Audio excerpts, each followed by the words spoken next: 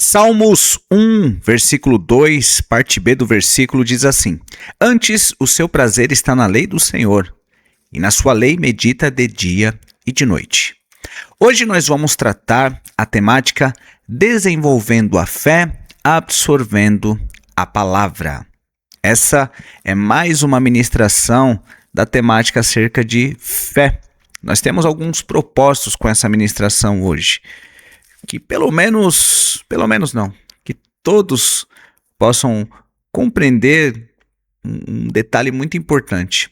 Ouvir a palavra, ela é apenas o começo. A fé sobrenatural acontece quando a palavra deixa de ser uma informação e se torna uma convicção profunda dentro das nossas vidas. Nós já falamos na semana passada que a fé ela vem pelo ouvir. Romanos capítulo 10, verso 17 fala isso. E esse seria o primeiro passo. Porque nem toda palavra ouvida, ela produz transformação. A palavra ela precisa ser ouvida, absolvida e praticada. Por exemplo, semana passada nós também falamos isso. A parábola do semeador ensina muito isso. Todo mundo ouviu. Porém, poucos frutificaram. O problema nunca vai estar na semente, usando ali a parábola do semeador. O problema não vai estar na semente, o problema vai estar no solo. Ou seja, nem sempre a pregação, eu digo nem sempre porque às vezes tem pregação que é heresia, mas nem sempre o problema vai estar na pregação. Muitas vezes o problema vai estar no ouvinte. Por isso, quero meditar com você em alguns pensamentos aqui. O primeiro deles é que a palavra ela precisa descer da mente para o coração. Salmo 119, verso 1 diz: Escondi a tua palavra no meu coração para eu não pecar contra ti. Olha só, na nossa geração, todo mundo conhece versículo, todo mundo conhece Bíblia, porém, são poucos os que vivem os versículos que conhecem. Você sabe que existe uma grande diferença entre decorar o versículo e absolvê-lo. A mente, ela guarda as informações, porém, é o coração que guarda as convicções. Quando a palavra aparece apenas na mente, ela vai poder ser esquecida, viu? Agora, quando ela entra no coração, ela transforma a minha maneira de viver, ela modifica o comportamento e foi exatamente isso que aconteceu com o José do Egito. Muito antes desse camarada enfrentar a esposa de Potifar, que queria assediá-lo, a Bíblia vai nos ensinar que a palavra de Deus já estava dentro dele. Por isso que ele responde o seguinte: como eu faria tamanha maldade em pecar contra Deus? Foi isso que fez José vencer a tentação. Não era uma palavra decorada, mas era uma palavra absorvida em seu coração. Olha só, vamos pensar aqui uma coisa. Quando surgem as tentações, uma reflexão. Qual é a voz que fala mais alto? Os seus desejos? Suas necessidades? Ou aquilo que está na palavra, aquilo que foi absorvido da palavra? Quero agora partir para um segundo pensamento. Meditar é alimentar a fé. Josué capítulo 1, versículo 8 diz assim: Não cesse de falar do livro desta lei, antes medita nele de dia e de noite.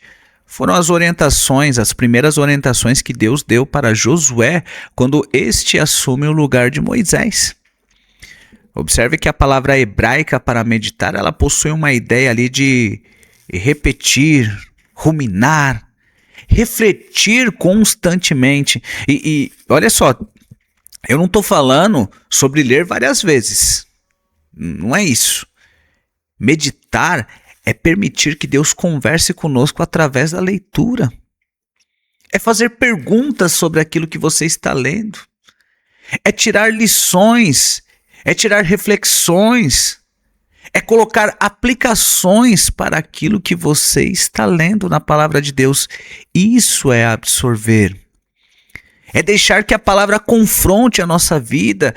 A meditação, ela transforma um conhecimento, que é a informação dada, por uma revelação, que acontece quando eu absorvo a palavra. Olha, muitas pessoas leem rapidamente apenas para cumprir um plano de leitura e falar, eu li a Bíblia inteira, mas Deus não deseja apenas esses leitores. O que Deus deseja é discípulos transformados por aquilo que leram. O que é que você absorve quando você lê a palavra? O que é que você aplica quando você lê a palavra? Lucas capítulo 2, verso 19 diz assim, guardava todas essas coisas, meditando-as no coração. Sabe quem falou isso? A Maria. Aliás, sabe de quem foi dito isso? Maria, a mãe biológica de Jesus, após ouvir as palavras sobre o nascimento do Salvador. Aquela mulher, ela não apenas ouviu, ela absorveu aquilo que foi ouvido.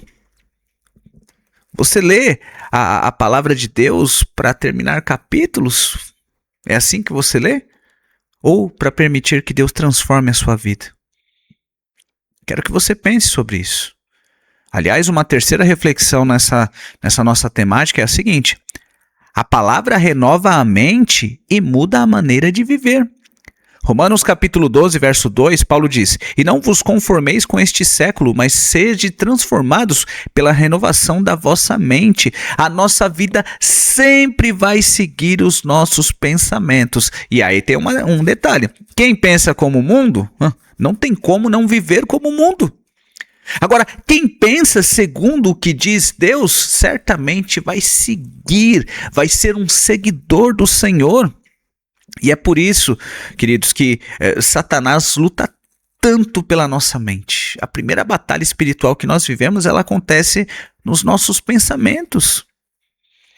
O que foi que aconteceu lá no Éden?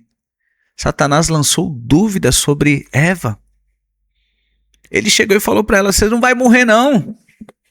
Você não vai morrer, pode comer esse negócio aí. E olha o BO que aconteceu. O nosso adversário, ele até tentou confundir Jesus no deserto. E o que fez Jesus vencer no deserto? A palavra que era absorvida. Satanás tentou acusar Jó. Satanás quis peneirar Pedro. Olha esses caras, são pessoas que têm relevância nas Sagradas Escrituras. Imagina eu e você, se a gente não absorver os textos sagrados, não ruminar as Sagradas Escrituras, não transformar a palavra de Deus num verdadeiro alimento. Sabe por que eu digo isso? Porque o diabo sabe que os pensamentos, eles produzem decisões. E decisões produzem consequência. É por isso que Deus deseja renovar a nossa mente através da sua palavra, todos os dias. Todos os dias. Um detalhe muito top é que cada vez que eu medito, que eu leio, que eu rumino, que eu absorvo as Escrituras, eu estou substituindo mentiras por verdades. Eu começo a substituir o medo pela confiança. Eu começo a acreditar e aí eu substituo a culpa pelo perdão. Eu substituo a ansiedade pela paz. Olha que top isso daqui. A palavra de Deus, ela, vou falar assim, ela reprograma a nossa forma de pensar. Uma mente renovada pela palavra de Deus produz uma fé fortalecida. Olha só, deixa eu pensar uma parada contigo aqui. Hoje, quais são os pensamentos que mais dominam a sua mente diariamente? São pensamentos que são alimentados pela palavra, pela circunstância ou pelas necessidades? É para você refletir e para você compartilhar lá com a tua célula, tá bom? Eu quero tratar mais um pensamento. A palavra precisa criar raízes profundas em nós. Mateus capítulo 13, versículo 23, é a parábola do semeador que eu falei no início. O que foi semeado em boa terra é o que ouve a palavra e a compreende, e esse dá fruto. O meu coração precisa ser uma terra boa. Jesus ensinou que a terra boa produz um fruto bom. E o que é esse fruto bom? É a palavra que criou raízes. Toda árvore forte possui raízes profundas. Todo crente que é permanente, que é sólido na fé, é porque antes constituiu raízes profundas. E essas raízes profundas, elas são adquiridas lá no teu quarto, Mateus capítulo 6, nos seus devocionais particulares, no estudar da palavra. Não é no culto não, é lá na tua casa, buscando a Deus, nos seus momentos, nos momentos em que você às vezes está dirigindo e está falando com Deus. Nos momentos em que você está só e ao invés de simplesmente lamentar as lutas que você está passando, você está acreditando nas promessas de Deus. Por isso que a Bíblia diz, trago à memória aquilo que me traz a esperança. Deixa eu contar um negócio para você, talvez você esteja passando por uma série de problemas, uma série de BO, mas traga à memória as vezes em que você passou por coisas semelhantes e Deus te respondeu. É isso que vai alimentar a tua fé. Paulo fala o seguinte, Colossenses capítulo 3, verso 16. Habite ricamente em vós a palavra de Cristo. Ele continua curando, ele continua salvando, ele continua consolando. Quando Paulo diz habite ricamente, não significa apenas visitar. Você não pode ser apenas uma visitação de Deus. Você precisa ser morada.